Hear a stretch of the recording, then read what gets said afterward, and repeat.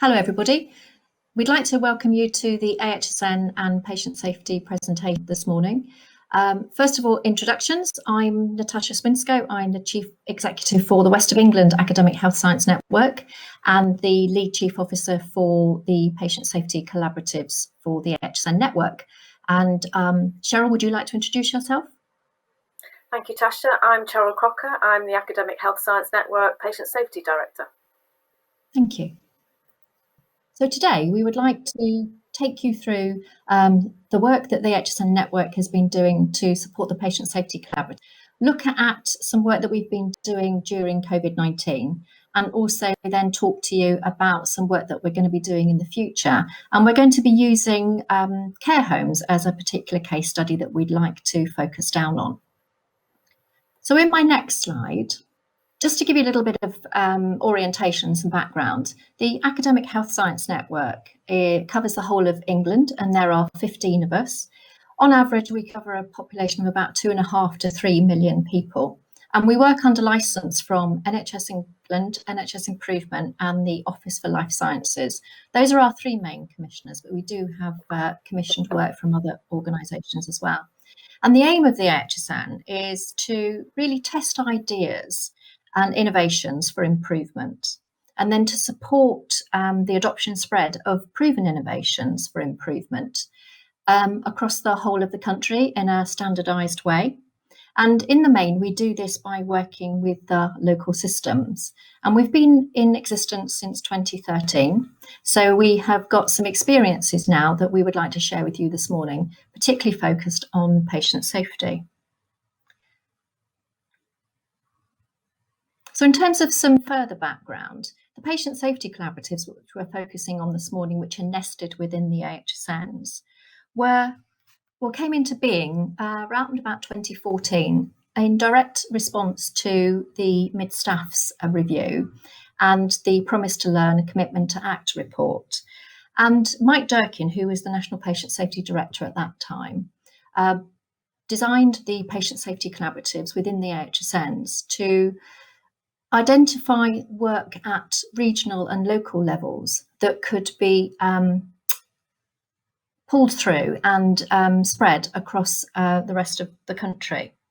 And at that time, we had a vast range of ideas that we were working on, and each area really focused on its own local priorities.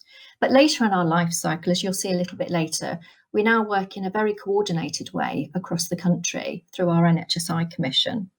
And what we're aiming to do is to demonstrate impact and to measure the same things now so that we can use standardised approaches to spread and adopt proven innovations across all 15 patient safety collaboratives.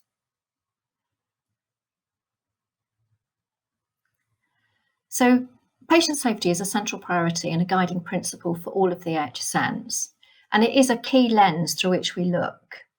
Patient safety is important to all of our local systems, our ICSs, and our innovation and improvement arms, and our focus on working with local system leaders and economic growth leaders means that we can pull together all of those strands through our patient safety collaboratives for the best use of our population.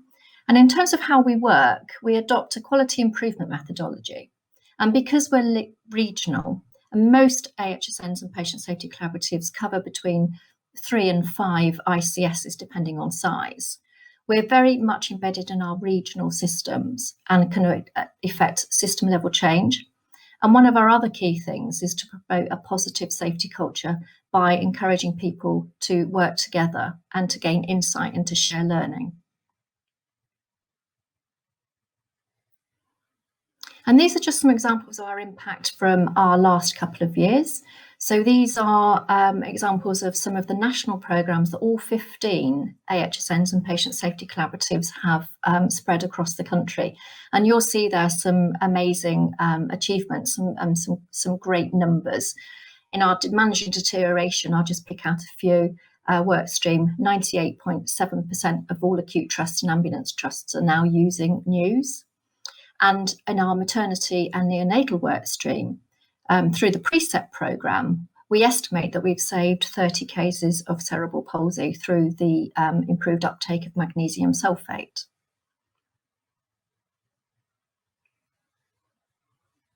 And in terms of our vision is to support the delivery of the national NHS Patient Safety Strategy, of which there was a launch a couple of years ago, and the update report has come out very recently. And in that National Patient Safety Strategy, there are three main pillars: insight, involvement and improvement. And the PSCs are involved at each of these stages, but in particular around improvement, in the improvement pillar. And you'll see in a second when we look at the driver diagram for the improvement arm of the Patient Safety Strategy, that the AHSNs and the PSCs are delivering and are a key delivery partner in those key programmes. And just to reflect a little bit on some of the work that we saw in a previous slide. So you can see that when the PSCs and the AHSNs became involved in 2018, the inflection charts here for some key work streams shows that by working together with our local systems and being very clear on how we're going to adopt and spread and using a very good improvement methodology, that the achievement of some of these metrics does take off in each of these graphs.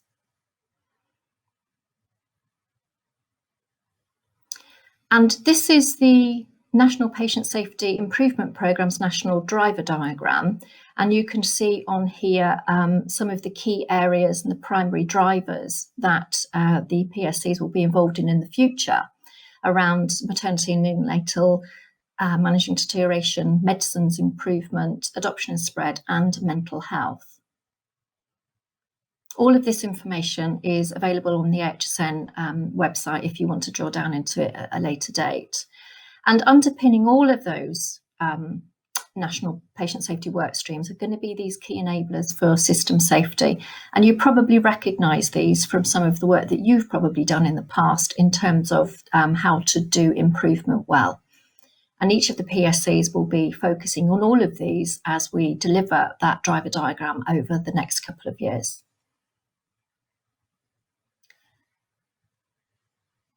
And that was my final slide. And now I'd like to hand over to Cheryl, who's going to take us through some of the work that we've been doing during COVID-19, and then picking out one of those drivers in that driver diagram, looking at care homes as a particular case study. So over to you, Cheryl. Thank you, Tasha. So I'm going to be leading us through the next set of slides. I'm going to start with talking about what we've done during the pandemic and what we've learned and how that's been instrumental in supporting us going forward over the next couple of years. As a result of the pandemic, we've been able to rapidly pull together our learning across the system and share that with our stakeholders.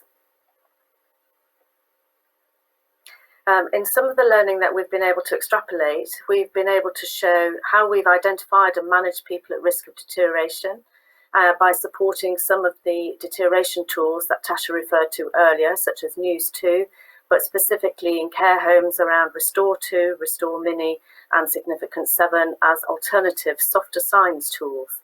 We've also been rolling out the pulse oximetry work, which I'm going to talk to you in more detail, implementing the Safer Tracheostomy Care Programme, and the following slide will talk to that, and some light touch support around maternity and neonatal units in an effort to safeguard mothers and their newborn infants during this pandemic, and as well as intelligence gathering around medicine safety, in particularly the care home context.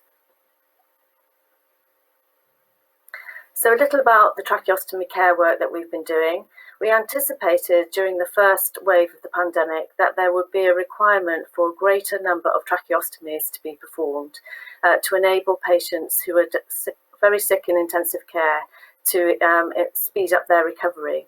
And as a result, we identified the potential safety issues and rolled out at pace 3 major interventions. And you can see from this slide that within the first few months, we were able to reach 85% of eligible sites who'd implemented all 3 slides. Moving on now to the COVID oximetry at home work. This is really exciting and novel work, which has been endorsed by the World Health Organization. So in the UK, we are really progressing this at pace and scale. COVID oximetry at home is about self-monitoring in the usual place of residence using a pulse oximeter. That's a device that goes on your finger to monitor oxygen levels. And each day, a resident or patient in their own home would fill out a diary with 3 sets of observations from their pulse oximeter.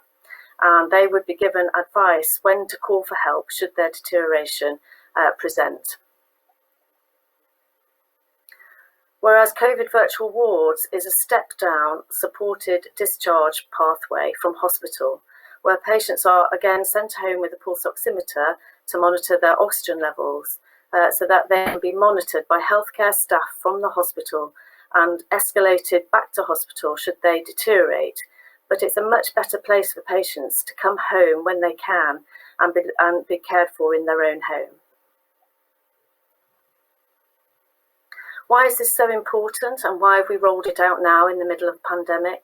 Well, we've been able to identify something called silent hypoxia, and this is a condition that presents when patients are completely unaware of how sick they actually are until the probe on their finger demonstrates the levels have reduced. So they don't show signs of breathlessness immediately and think they're quite well when really they should be asking for help or going to their hospital.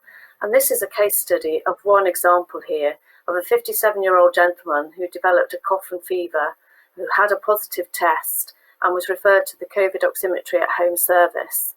He was then able to monitor his SATs and then call for help when he needed to. And unfortunately ended up going into hospital, but that stay was short and he was able to be discharged early onto the COVID virtual ward.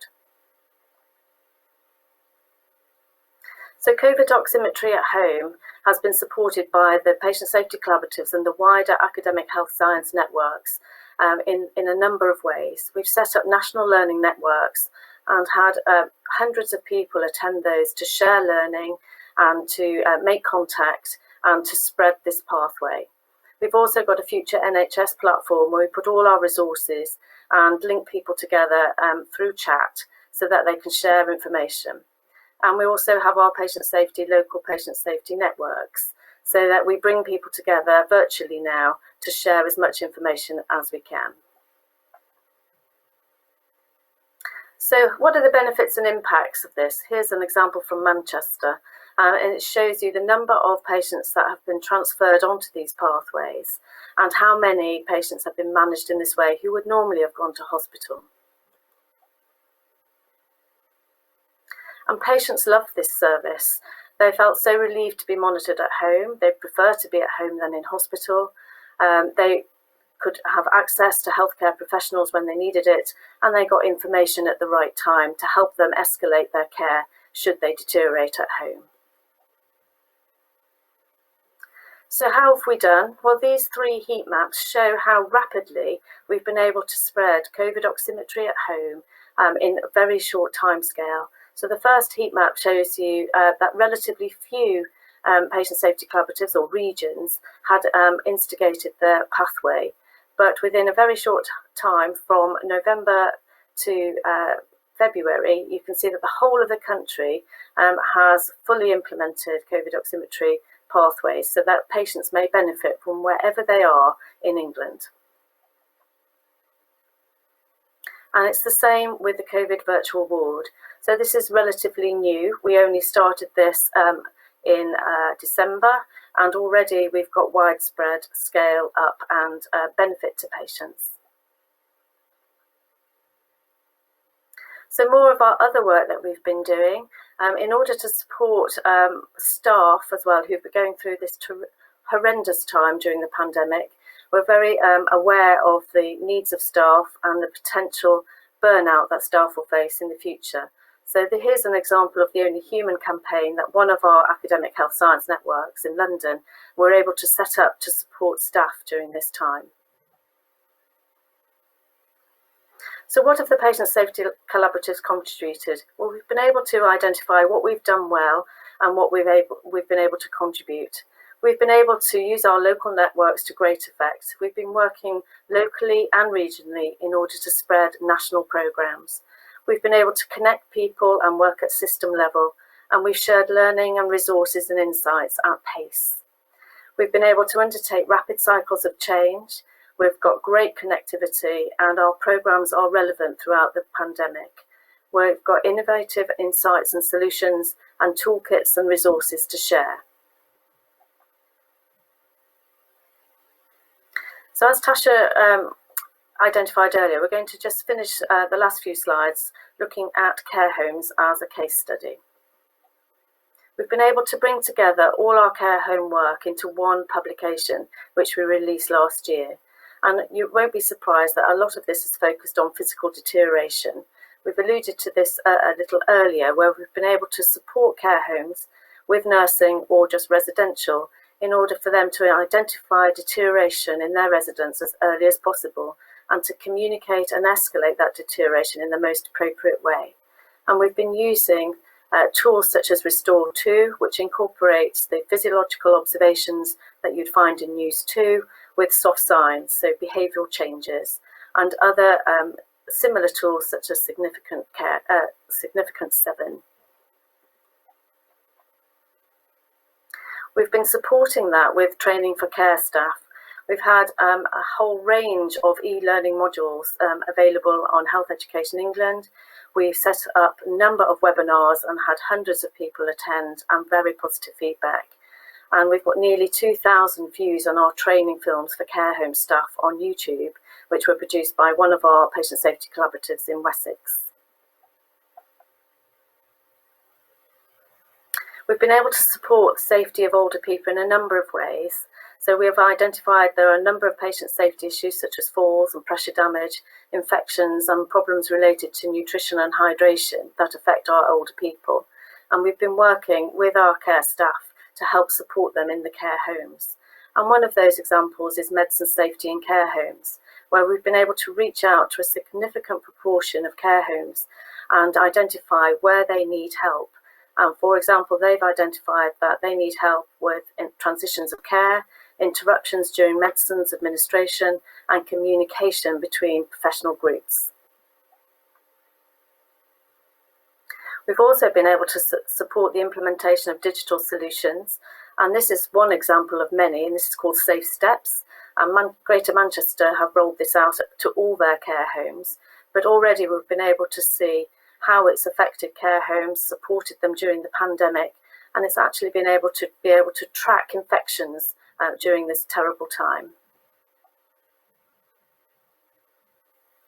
Another example is My Resident Unwell. It's a communication tool developed in the North East and North Cumbria AHSN, and it's been able to help care homes use digital apps and electronic records to share clinical information between care homes and professional groups. And we've also produced a whole series of online training called React 2. And you can see there's React to Red, which is pressure ulcers, React to Falls, React to Infection, which is around norovirus and flu, React to Moisture, React to Feet, which is important in prevention of falls, React to Malnutrition and Hydration, and React to Dementia. And these are well liked by care homes and have been evaluated to be really impactful. So to sum up then, our key points over the pandemic are that the AHSNs have made a significant contribution to the aims of the NHS Patient Safety Strategy and will continue to do so. We've been able to work very closely with our local and regional teams during the pandemic, and it's highlighted the really strong relationships we have and continue to develop, which have enabled us to deliver a very coordinated response at pace and scale to enable the rollout of programmes across the whole of England. And the AHSNs and their patient safety collaboratives are gearing up to deliver more patient safety work in the next financial year, including how we might support self-monitoring at home as a new pathway of care for patients. So if you would like to make contact with us, here are our contacts, 15 patient safety collaboratives, and their leads are waiting for your contact. Feel free to contact us by email. We look forward to your contact. Thank you. And for more information, please look at our websites, www.ahsnnetwork.com Patient Safety Plan. There's also a separate AHSN Network website for our COVID-19 report, and where you'll find all our COVID resources. And please do follow us on Twitter. Thank you. Thank you, Cheryl. That was really great. Really lovely to be reminded of all the fabulous work that we've done for COVID, supporting our local systems. So now it's over to you. We'd love to hear your thoughts and ideas and any reflections on what you've heard from us today. So please get going and ask us some questions in the chat.